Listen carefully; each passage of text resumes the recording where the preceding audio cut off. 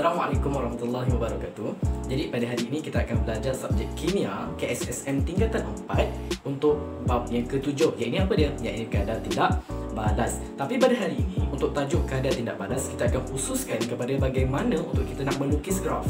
Okey, di mana dalam kadar tindak balas kebiasaannya dia akan tanya lukiskan graf isi padu melawan masa. Itu soalan yang kebiasaannya dia akan tanya. So, macam mana kita nak melukis graf sebenarnya? Untuk melukis graf, ada dua faktor yang perlu kita pertimbangkan. Dari segi yang pertama adalah kecerunan graf. Dari segi yang kedua adalah ketinggian graf. So, macam mana kita nak lukis? So, kita akan go through one by one. Untuk yang pertama, dari segi kecerunan graf. So, kalau you all boleh nampak dekat depan ini, untuk kecerunan graf, dia akan bergantung kepada 5 faktor KTB, iaitu 5 faktor kadar tindak balas. Apa dia? Iaitu suhu, mangkin, tekanan, kepekatan dan juga saiz bahan. Okey, di mana kecerunan graf ni kita katakan semakin tinggi kadar tindak balas, okey, semakin tinggi kadar tindak balas maka semakin cerun graf. Semakin cerun graf. Dan kepada yang tak faham apa yang dikatakan dengan cerun tu sebenarnya, cerun ni adalah apabila kita punya graf mendekati paksi Y. Okey, apabila kita punya graf dia mendekati paksi Y, so kita katakan dia adalah cerun. Okey, itu dari segi yang pertama. Dari segi yang kedua, untuk ketinggian graf. Kalau untuk kecerunan, kita dah bergantung kepada 5 faktor kadar tindak balas. So, untuk ketinggian graf, kita akan bergantung kepada bilangan mol. So, semakin tinggi bilangan mol, semakin tinggi graf. Apa yang dikatakan dengan tinggi pula adalah lebih jauh daripada paksi X. Okey, and then untuk ketinggian graf ni pula, untuk kita nak mencari bilangan mol, kita akan pakai satu formula dan satu magic triangle. Yang ni apa dia? MV per 1000. So sekarang ni kita nak cari mol, betul? So bila kita nak cari mol, kat sini kita tutup. Bila kita tutup dekat sini, yang tinggal adalah MV dengan 1000. So dia akan jadi apa? Dia akan jadi MV over 1000. M ini apa? M adalah kepekatan ataupun kemolaran. Meanwhile, V ini adalah isi padu. That's all. Macam tu sahaja. Okay, so kita tengok dari segi contoh graf yang ada sekarang ni. Okay, kita tengok dari segi graf yang pertama. Kalau kita nampak, di antara graf yang pertama dengan graf yang kedua, mana satu yang lebih dekat dengan paksi Y? Okay, so ini adalah graf yang pertama. Graf yang pertama dia macam ni. Graf yang kedua dia ke sini sikit. So bila dia ke sini sikit, bermaksud dia mendekati paksi Y. Dia lebih dekat daripada paksi Y. So kalau lebih dekat daripada paksi Y, maksudnya dia apa? Graf kita cerun. Kalau graf kita cerun, maksudnya dia apa? Kadar tindak balas dia adalah tinggi. So maksudnya di antara graf yang pertama dengan graf yang kedua, disebabkan graf kedua kita mendekati paksi Y, so kadar tindak balas dia adalah lebih tinggi. Kadar tindak balas dia adalah lebih tinggi. Meanwhile, untuk graf yang pertama, kadar tindak balas kita lebih rendah lah berbanding yang kedua. Okey, so kita punya kadar tindak balas untuk graf yang pertama adalah lebih rendah. Okey, sekarang ni kita bandingkan dari segi ketinggian pula. Dari segi ketinggian untuk graf yang pertama dengan graf yang kedua, mana satu yang lebih tinggi ataupun mana satu yang lebih jauh daripada paksi X? So kalau kita nampak yang lebih jauh daripada paksi X adalah graf yang pertama. So bila dia lebih jauh daripada paksi X, maksudnya apa? Bilangan mol dia lebih tinggi. So untuk graf yang pertama, bilangan mol dia lebih tinggi. Okey, bilangan mol dia lebih tinggi. Kalau untuk graf yang kedua pula, disebabkan dia lebih rendah ataupun lebih dekat dengan paksi X, bermaksud dia punya bilangan mol adalah lebih rendah daripada yang pertama. So bilangan mol dia adalah lebih rendah. So macam ni lah untuk kita nak identify macam mana untuk kita nak melukis graf. Yang ini dari segi yang pertama, dari segi kecerunan graf, di mana kita kena tengok berdasarkan faktor KTB, iaitu kadar tindak balas. Dari segi ketinggian graf pula, kita kena tengok berdasarkan bilangan mol.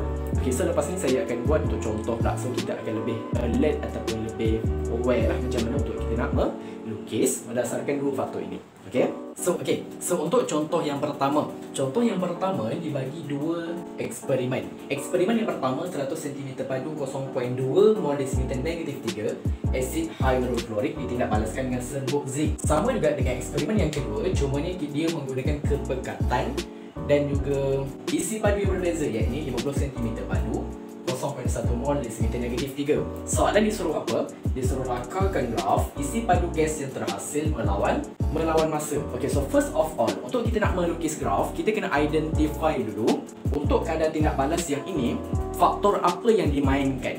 So kalau kita nampak dekat sini, faktor yang boleh kita mainkan kat sini ada dua faktor. Faktor yang pertama dari segi kepekatan. Faktor yang kedua, kita boleh pergi dari segi saiz bahan. Tapi kita tengok dulu untuk dari segi saiz bahan. Okey, eksperimen pertama dan eksperimen kedua, kedua-duanya menggunakan serbuk zinc. So, bila kedua-duanya menggunakan serbuk zinc, kita tak boleh nak pakai saiz bahan. Sebab kalau saiz bahan, dia mestilah satu serbuk zinc dan lagi satu adalah ketulan zinc. So itu baru kita boleh mainkan dari segi saiz bahan. So sekarang ni kita tengok dari segi kepekatan. Okey, eksperimen yang pertama, 100 cm padu ini adalah B, iaitu isi padu. Eksperimen yang kedua, 50 cm padu ini pun adalah isi padu. 0.2 mol desimeter negatif 3. Untuk eksperimen pertama, eksperimen kedua adalah 0.1. So ini adalah dari segi kemolaran ataupun kepekatan. So kalau kita nampak, kita bandingkan untuk eksperimen yang pertama, kemolaran dia adalah 0.2. Kemolaran untuk asid hidroklorik adalah 0.2. So apabila dia adalah 0.2, bermaksud asid kita ni adalah pekat. So apabila asid kita ni pekat ataupun kemolaran dia adalah lebih tinggi, so kadar tindak balas dia pun akan lebih tinggi. Okey, kadar tindak balas dia pun akan lebih tinggi. Meanwhile, untuk eksperimen yang kedua, kemolaran dia adalah 0.1, lebih rendah berbanding 0.2. So, kita punya asid hidroklorik dia adalah lebih cair. Berbanding yang pertama. So, bila dia lebih cair, bermaksud kadar tindak balas dia adalah lebih rendah. Itu dari segi kadar tindak balas. Okey, iaitu kadar tindak balas ni kita akan go through untuk kecerunan graf. Untuk ketinggian graf pula, kita bergantung kepada bilangan mol. So, macam mana nak kira bilangan mol? Saya dah cakap dah, kita guna formula apa? Kita akan pakai formula M sama dengan MV bahagi 1000. Ini formula kita. So kita buat dari segi untuk eksperimen yang pertama dulu. Eksperimen yang pertama, bilangan mol dia akan dapat berapa? N sama dengan 0.2 darabkan dengan 100 bahagikan dengan 1000. So yang awal akan dapat berapa? Kita akan dapat 0.02 mol. Ini untuk eksperimen yang pertama. Untuk eksperimen yang kedua pula, okey, kita kira juga. So, 50 darabkan dengan 0.1 bahagikan dengan berapa? Bahagikan dengan 1000. So, kita akan dapat bilangan mol kita. So, kita akan dapat 0.005 mol. So, kalau kita bandingkan bilangan mol dari segi bilangan mol yang pertama dengan yang kedua, 0.02 dan juga 0.005 mol. Yang lebih tinggi bilangan mol dia adalah eksperimen yang pertama instead of eksperimen yang kedua. Okey, so berdasarkan dua faktor, iaitu untuk kecerunan dan juga ketinggian, kita cuba lakarkan graf. Okey, kita tengok dulu dari segi eksperimen yang pertama. Okey, eksperimen yang pertama kita tahu kadar tindak balas dia lebih tinggi.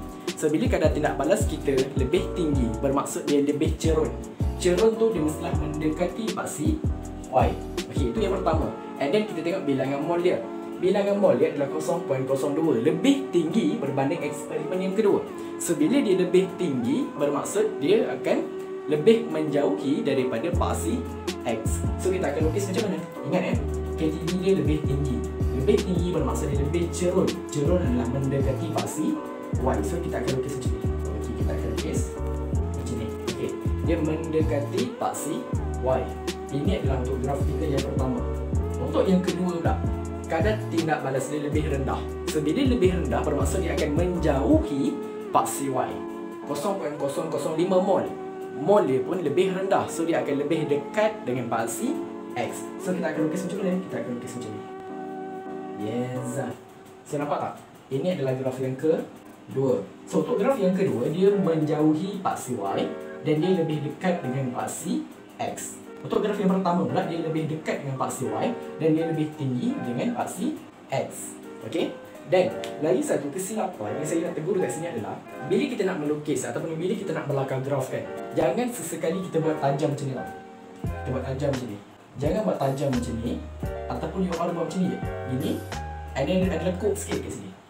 dah tajam, lepas tu ada lekuk kat sini. Jangan buat Untuk melukis graf, jangan buat macam ni. Okey. Untuk nak melukis graf, kalau you all buat tegak macam ni, and then tiba-tiba ada macam ni, ini adalah salah. Untuk nak melukis graf dengan betul, you all mesti kena ada macam ni. Kena ada lengkung yang sempurna macam ni. Barulah dikira betul. Okey, so ini adalah untuk contoh yang pertama. So kejap lagi kita akan pergi untuk contoh yang kedua pula. Okey, so untuk contoh yang kedua, sama juga dia beri dua eksperimen. Okey, tapi eksperimen yang pertama dia bagi 100 cm padu, iaitu ini isi padu kita dah. And then 0.2 mol desimeter negatif 3, iaitu kita punya kemolaran ataupun M kita.